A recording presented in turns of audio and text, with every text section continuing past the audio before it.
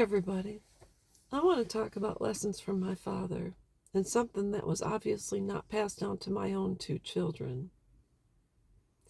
And I'm just going to say a lot of these sons and daughters who talk about their family and talk crap about their parents, they were never terrified or raised in a home in which real abuse took place. And I'll tell you, my daughters adored my father. My dad passed away a number of years ago. And the lesson that my father, that it obviously was not passed down, was the fact that he was raised in a home in which my grandfather beat and raped my grandmother while my dad and his brother were locked in a bedroom. And nothing was ever said. My grandmother, years later, and my grandfather took his life in the family garage by running the family car. Yet nothing was ever said. The one thing my grandmother mentioned, when I had my oldest, and I went to visit with her, and I said, "So Grandpa wasn't very nice, was he?" And she just shook her head no, but she never spoke an ill word about that man. And neither did my dad. My dad just mentioned there were times when he saw his dad drag his mother out by the back of the hair from a wedding because he was done and he wanted to go. My mom said, "Why don't you step in and do something?" My dad said, if I do, I'm going to take his life. And that's as far as it went. But despite all of that, despite the dysfunction that my dad was raised in, he never denied my grandmother an opportunity to be a grandmother to us children. She was a loving grandmother. She was just the heart of my dad's family. She adored us and lived for us kids. We filled her life with joy, and she did the same for us. I can't imagine not having her as a part of my life or punishing her for what she had been through. She never said anything unkind about him. My dad pretty much didn't either.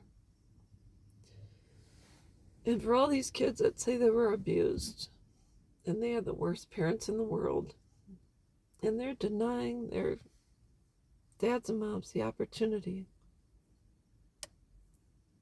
to be around their grandkids because you have beef with your parents, or you disagree with them, or they called you by the wrong pronoun, or they might have disciplined you in some sort of way. How dare you? Shame on you.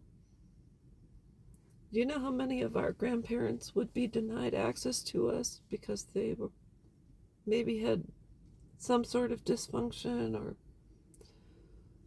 maybe didn't agree with what their son or daughter-in-law said? I can't imagine being denied an opportunity to sit with my grandmother and have her read me a book, and for her to be a part of my life and teach me valuable life lessons. And the fact that she endured, she was a real survivor. But to punish her, keep her away from us, absolutely not. Even if she didn't raise my dad in the perfect home. And she weathered those storms for her children, because way back when, women didn't have an opportunity to leave. They had to stay put. Why? Because of the church, because of finances, because they stayed home while their husband went to work. And there were absolutely no resources for them. There was none, so they had to endure, and that they did. So I just want to say a lesson from my father. Y'all sons and daughters who are estranged from your parents have no idea what a terrifying life is. Because my dad did. He endured, my grandmother endured, my dad's brother endured, and that's just the way it was. So anyways, that's all I wanted to say. I hope this helps. And y'all better think twice about cutting your parents out of your life and your grandkids out of their grandparents' lives, because it will come back to bite you. And there is no excuse. Sorry, there is not. So anyways, that's all I've got, and I will be back.